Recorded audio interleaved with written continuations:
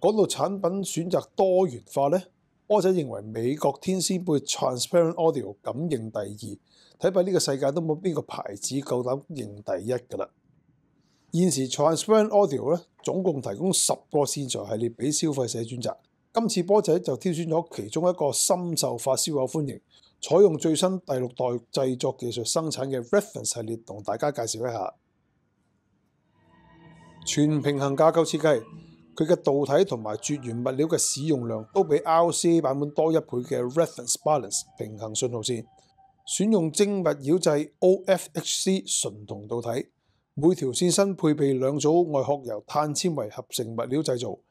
注入大量環氧樹脂嘅模組，而每份模組都配備咗可以依據唔同長度進行客製化微調嘅網絡，協助化解外來諧振對線身所構成嘅任何干擾。隸屬 Transparent Audio 鑑賞家系列嘅 Reference Speaker 喇叭線，最大特色就係線身設有外殼由碳纖維合成物料生產，可以抵消外來諧振嘅大型模組。大家見到呢件模組嘅底部除咗設有可以調校嘅釘腳，入面亦都收藏咗廠方引以為傲嘅獨門校聲網絡。佢最強嘅地方就係可以令到電容、電感同埋電阻值都可以保持喺恒定嘅水平。至於 Reference 喇叭線亦都備有香蕉型同埋重量級 Y 型接駁端子，係可以俾大家訂購嘅。備受兩聲道同埋影音玩家追捧嘅 Reference Power 電源線係採用3芯式設計，所有導體屬於 Transparent Audio 特別訂購，結構極為緊湊嘅 OFHC 多股式純銅製品，配合經過人手打磨同埋鍍金加工處理嘅接駁插座，締造源源不絕嘅能量供應。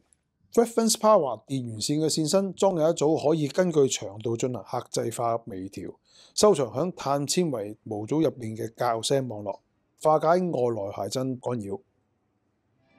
最後同大家介紹一下紅色線身嘅 Transparent Audio Reference 系列數碼線，佢選用經過拋光處理嘅單支 OFHC 純銅導體，2組純銅屏蔽結構，採用聚酯薄膜塗層膜進行分隔，加上鐵氟龍同埋超靜音強化發泡棉所構成嘅電解絕緣層，全面提升阻抗穩定性。Reference 系列數碼線將會提供75同埋110版本可供大家選購，